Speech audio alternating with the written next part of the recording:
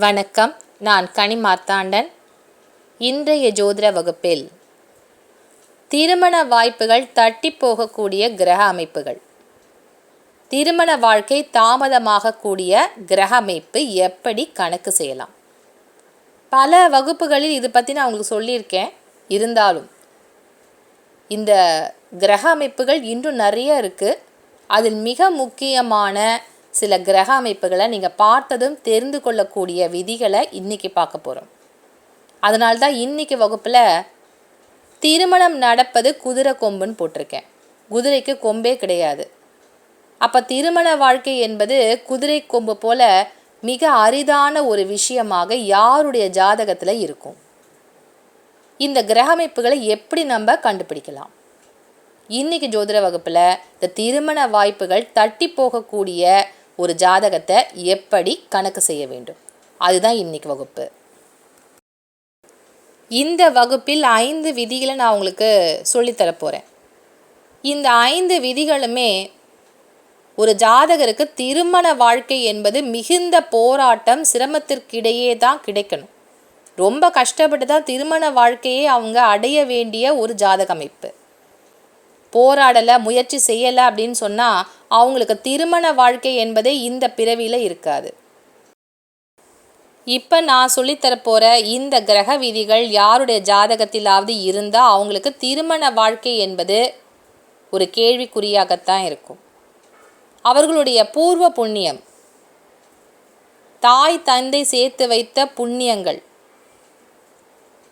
இந்த மாதிரி ஒரு அமைப்பு இருக்கக்கூடியவர்களுக்கு அந்த விதியை மாற்றக்கூடியதாக அமையும்.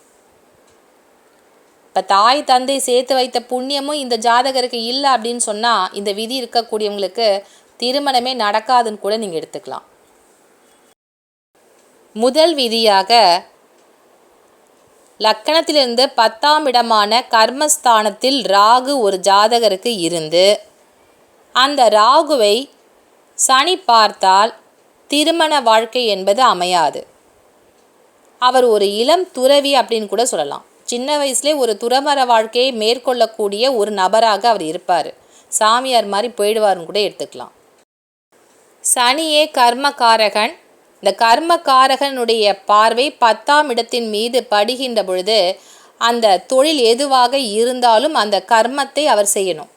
அப்படின்னா ராகு 10ஆம் இடத்தில் இருந்து சனியினுடைய பார்வை அந்த ஜாதகத்தில் 10ஆம் இடத்துக்கு கிடைக்குது அப்படின்னு சொன்னால் சனி ராகு இணைவாக செயல்படக்கூடிய யோகமாக செயல்பட்டு அந்த ஜாதகருக்கு திருமண வாழ்க்கை என்பது இல்லாமல் குடும்பத்திலே இருந்தால் கூட அவர் ஒரு இல்லறத்து துறவியாக எந்த விஷயங்களிலும் நாட்டம் இல்லாமல் திருமணம் இல்லாத ஒரு ஜாதகராக அமைந்து விடுவார்.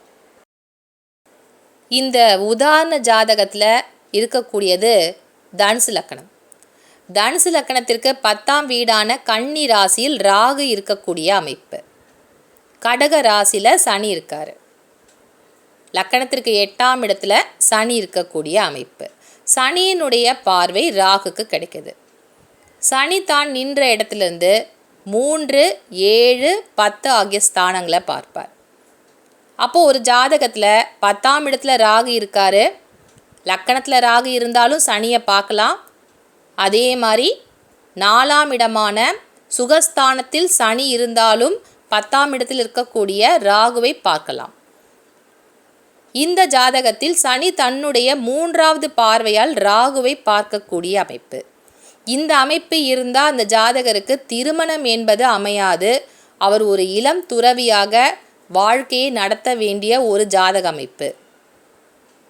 திருமண வாழ்க்கை அப்படின்னு சொன்னாலே 2ஆம் இடம் 7ஆம் இடம் மட்டும்தான் நிறைய பேர் கணிச்சு பார்க்குறோம். 2 அப்படிங்கிறது குடும்பஸ்தானம், 7ங்கிறது திருமணஸ்தானம். அப்போ 2, 7 ஆகிய இடங்கள் சுத்தமாக இருக்குது. அந்த இடத்துல எந்த பாவ கிரகங்களுமே இல்லை அப்படின்னு சொன்னால் திருமண வாழ்க்கை ரொம்ப சீக்கிரமாக அமைஞ்சிரும் அப்படின்னு எடுத்துக்கிறாங்க. 10ஆம் இடமான கர்மஸ்தானத்தையும் வைத்து திருமண யோகத்தை கணிக்க வேண்டும். ஒரு ஜாதகர் இந்த பிறவியில் என்ன கர்மத்தை செய்ய பிறந்திருக்கின்றார். கர்மம் அப்படின்னு சொன்னாலே தொழில். அப்போ அந்த ஜாதகருக்கு தொழிலாக இந்த பிறவியில் என்ன தொழில் அவருக்கு அமைந்திருக்கிறது. அவர் ஒரு துறவற வாழ்க்கையை மேற்கொள்ள வேண்டிய நபராக இருந்தால் அவருக்கு திருமண வாழ்க்கை என்பது எப்படி அமையும்? கர்மகாரகனான சனியினுடைய பார்வை 10ஆம் இடத்திற்கு கிடைக்கின்ற பொழுது அந்த இடத்துல ராகு இருக்காரு அப்படின்னு சொன்னால் ராகுவின் செயல்பாடுகள் தூண்டப்படும். ராகு என்பது பரதேசம் செல்லக்கூடிய ஒரு அமைப்பை தரும். அதனுடைய காரகத்துவம்லாம் நீங்கள் தெரிஞ்சாதான் அதை பல விஷயங்களை நீங்கள் பொருத்தி பார்க்க முடியும். இந்த ராகு பரதேசம், அதாவது வெளிநாடுகளுக்கு அயல் நாடுகளுக்கு செல்லக்கூடிய ஒரு யோகத்தை தரும். இந்த காலத்தில் அது யோகமாக இருக்கலாம். அந்த காலத்தில் தாய் நாடை விட்டு வெளியே போகிறது ஒரு பரதேசம் போகிறது, குடும்பத்தை விட்டு தள்ளி இருக்கக்கூடியதான ஒரு நிலையை சரியான ஒரு நிலையாக யாரும் எடுத்துக்கல. அப்போ ராகுவினுடைய தூண்டுதல் ஏற்படுகின்ற பொழுது அந்த ஜாதகருக்கு குடும்ப வாழ்க்கை இல்லாத ஒரு ஜாதகராக, அவர் துறவற வாழ்க்கை வாழக்கூடியவராக இந்த 10ஆம் இடத்துல இருக்கக்கூடிய ராகு இருக்காரு அப்படின்னு சொன்னால் சனியினுடைய பார்வை அவருக்கு துறவற வாழ்க்கையை தான் தரும். அப்போ சீக்கிரத்தில் திருமண வாழ்க்கை என்பது கிடைக்கவே கிடைக்காது. எப்படி போராடினாலும் அந்த வாய்ப்புகள் கடைசி நேரத்தில் ஏதாவது ஒரு விஷயம் மூலமாக தடைப்பட்டு நின்றுவிடும். இரண்டாவது விதியாக நம்ம பார்க்க போகிறது லக்னாதிபதி, அதாவது ஜாதகர். 7ஆம் இடத்த அதிபதி திருமணஸ்தானத்திற்குரிய அதிபதி. அப்போ லக்னாதிபதியும் 7ஆவது அதிபதியும் ஜாதகத்தில் 6, 8, 12 ஆகிய ஸ்தானங்களில் இருந்தால் அவருக்கு திருமண வாழ்க்கை என்பது குதிரை கொம்பு தான். அவ்வளோ சீக்கிரத்தில் அது கிடைக்காது. அப்போ 6, 8, 12 ஆகிய மறைவு ஸ்தானங்களில் இந்த 2 கிரகமும் சேர்ந்து ஒரே இடத்துல உட்காரணுமான்னு கேட்டிங்கன்னா இல்லை. 6, 8, 12 ஆகிய ஸ்தானங்களில் லக்னாதிபதியோ அல்லது 7ஆம் இடத்த அதிபதியோ சேர்ந்து இருந்தாலும் சரி, இல்லை தனித்தனியாக பிரிந்து ஒரு கிரகம் 6ஆம் இடத்துல இருக்குது, மற்றொரு கிரகம் 12ஆம் இடத்துல இருக்குது அப்படின்னு சொன்னாலும் இந்த ஜாதகருக்கு திருமண வாழ்க்கை என்பது ரொம்ப அரிதான ஒரு விஷயமாகத்தான் இருக்கும். மறைவு ஸ்தானத்தில் லக்னாதிபதி இருக்கின்ற பொழுது 7ஆம் இடத்து அதிபதியாவது தப்பித்து இருந்தால் அவருக்கு திருமண வாழ்க்கை அமையக்கூடிய ஒரு யோகத்தை தரும். 2 கிரகங்களுமே மறைவிடத்தில் மறைந்து விட்டால் திருமண வாழ்க்கை என்பது அரிதான ஒரு விஷயமாகத்தான் இருக்கும். மூன்றாவது விதியாக பார்க்கக்கூடியது 2 லக்கணக்காரர்களுக்கு மட்டும் பொருந்தக்கூடிய ஒரு விதி. ரிஷப லக்கணம் மற்றும் துலாம் லக்கணத்தில் பிறந்திருக்கக்கூடிய ஜாதகர்களுக்கு பொருந்தக்கூடிய ஒரு விதி. 4ஆம் இடத்தில் சனி இருந்து அந்த சனியை லக்னாதிபதியான சுக்கிரன் பார்த்தால் அந்த ஜாதகருக்கு திருமண வாழ்க்கை என்பது அமையாது. ஏற்கனவே சொன்னதுதான், 2, 7 மட்டும்தான் திருமணத்திற்கான ஒரு யோகத்தை தருமா கெடுக்குமான்னு பார்க்கக்கூடாது. சில முக்கியமான ஒரு அமைப்புகளை நம்ம பார்க்கணும். அதுபடி பார்க்கின்ற பொழுது 10ஆம் இடத்தில் இருக்கக்கூடிய கிரகங்கள் என்ன, அது எந்த கிரகத்தை பார்வையிடுது அப்படிங்கிற விஷயத்தையும் பார்க்கணும். லக்னாதிபதியான சுக்கிரன் 4ஆம் இடமான சுகஸ்தானத்தில் சனி இருக்கின்ற பொழுது அவரை பார்க்குறாரு. அந்த ஜாதகருக்கு திருமண வாழ்க்கை என்பது அமையாது, தள்ளி போகும். அப்போ 2ஆம் இடத்துலையும் 7ஆம் இடத்துலையும் கிரகங்களே இல்லை சுத்தமாக இருக்குது, குரு அமர்ந்திருக்காரு. அப்போ சீக்கிரமாக திருமண யோகம் கிடைக்கக்கூடிய ஒரு ஜாதக அமைப்பு இருக்குது அப்படின்னு சொன்னாலும் அவருக்கு திருமண வாழ்க்கை என்பது எளிதில் அமையாது, ரொம்ப போராட வேண்டிய ஒரு ஜாதக அமைப்பு.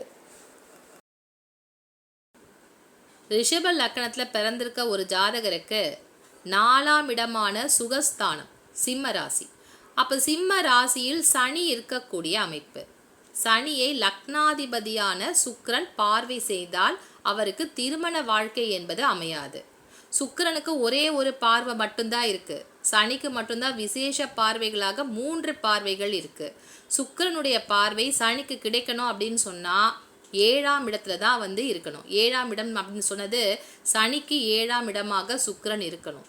அப்ப 10ஆம் இடத்துல சுக்கிரன் இருந்தாரு அப்படின்னு சொன்னா சுக்கிரனுடைய பார்வை சனி மீது படும். அப்ப சனியினுடைய பார்வையும் சுக்கிரனுக்கு கிடைக்கும். இப்படி லக்னாதிபதியான சுக்கிரனின் பார்வை சனிக்கு கிடைக்குது, சுகஸ்தானத்தில் இருக்கக்கூடிய சனியினுடைய பார்வை சுக்கிரனுக்கு கிடைக்குது. இந்த சனி இந்த ஜாதகத்துல 10ஆம் இடத்திற்கும் அதிபதியாக வருகின்றார். அப்ப கர்மஸ்தானத்தில் லக்னாதிபதி இருந்து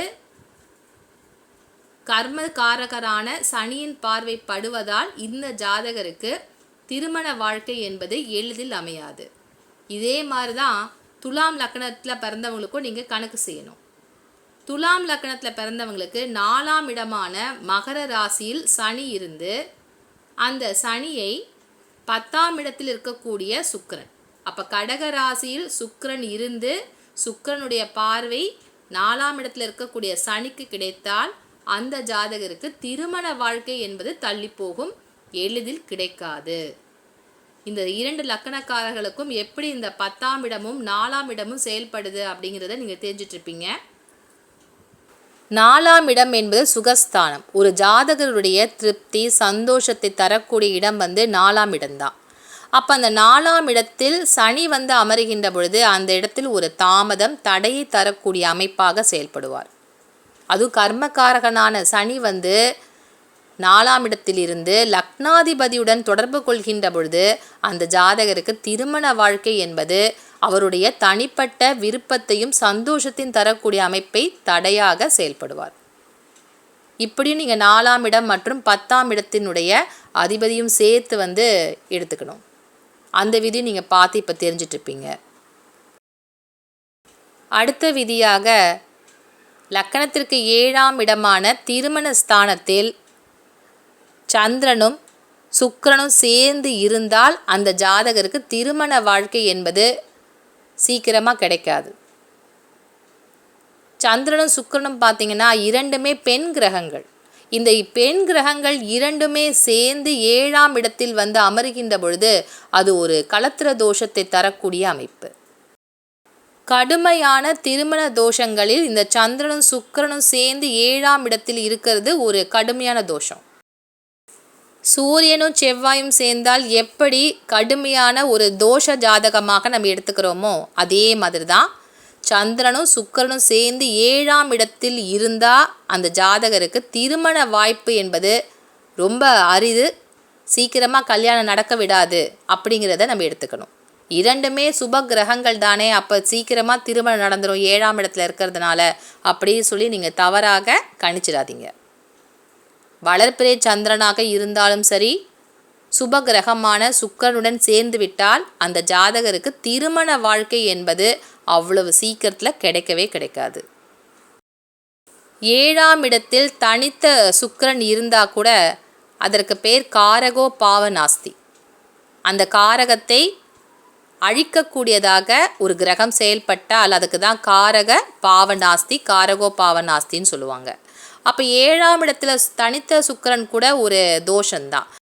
7ஆம் இடத்தில் சுக்கிரனுடன் சந்திரன் சேர்ந்து அமர்ந்தால் கடுமையான தோஷமாக திருமணமே நடக்க விடாத செய்யக்கூடிய ஒரு தோஷமாக செயல்படும். இரண்டுமே சுப கிரகங்கள் என்றாலும் 7ஆம் இடத்தில் இருப்பது சிறப்பில்லை. அடுத்த விதியாக சனி செவ்வாய் சேர்க்கை எப்படி திருமண வாழ்க்கையை தடை செய்யும்னு பார்க்கலாம். சனி செவ்வாய் ஒரு ஜாதகத்தில் சேர்ந்து இருந்தாலே அந்த ஜாதகருக்கு கர்ம வினை ஜாதகம் அப்படின்னு சொல்லி நம்ம சொல்லுவோம். ஊழ்வினை தோஷமுடைய ஒரு ஜாதகம். இந்த சனி செவ்வாய் 7ஆம் இடத்தில் இருந்தால் லக்கணத்தை பார்க்கக்கூடிய அமைப்பு. இந்த 2 கிரகங்களும் 7வது பார்வையாக லக்கணத்தை பார்க்கும். லக்கணத்தில் சனி செவ்வாய் இருக்கு அப்படின்னு சொன்னாலும் அந்த 2 கிரகங்களுடைய பார்வையும் 7ஆம் இடமான திருமண ஸ்தானத்தின் மீது விழும். சனி செவ்வாய் சேர்க்கை என்பது லக்கணத்தில் இருந்தாலும் சரி, இல்லை 7ஆம் இடமான திருமண ஸ்தானத்தில் இந்த 2 கிரகங்கள் சேர்ந்து இருந்தாலும் அந்த ஜாதகருக்கு திருமண வாய்ப்பு என்பது ரொம்ப அரிது, சீக்கிரத்தில் திருமண வாழ்க்கை நடக்காது அப்படின்றத எடுத்துக்கணும். இந்த அமைப்பு இருக்கக்கூடிய ஒரு ஜாதகருக்கு குருவினுடைய பார்வையோ பூர்வ புண்ணிய ஸ்தானமோ வலுக்கவில்லை என்றால் திருமணமே இந்த ஜென்மத்தில் இல்லை அப்படின்றத நம்ம எடுத்துக்கலாம். இந்த 2 கிரகங்களுடைய பலத்தை நம்ம நவாம்சத்திலும் கணிக்கணும். நவாம்சத்தில் சஷ்டாங்கம் அஷ்டாங்கமாக இருந்தால், அதாவது 7ஆம் இடமாகவோ 8ஆம் இடமாகவோ இந்த 2 கிரகங்களும் இணைவு பெற்று நவாம்சத்தில் இருக்கக்கூடிய அமைப்பாக இருக்குது அப்படின்னு சொன்னால் அந்த ஜாதகர் உண்மையில் இந்த பிறவியில் துறவற வாழ்க்கை தான் வாழ்வார். இன்றைய ஜோதிட வகுப்பில் இந்த கர்மஸ்தானம் எப்படி திருமண வாழ்க்கைக்கு தடையாக இருக்குது அப்படிங்கிறதுக்கான விதிகளை நான் உங்களுக்கு சொல்லி தந்திருக்கேன். மீண்டும் அடுத்த வகுப்பில் உங்களை வந்து சந்திக்கின்றேன். நன்றி, வணக்கம்.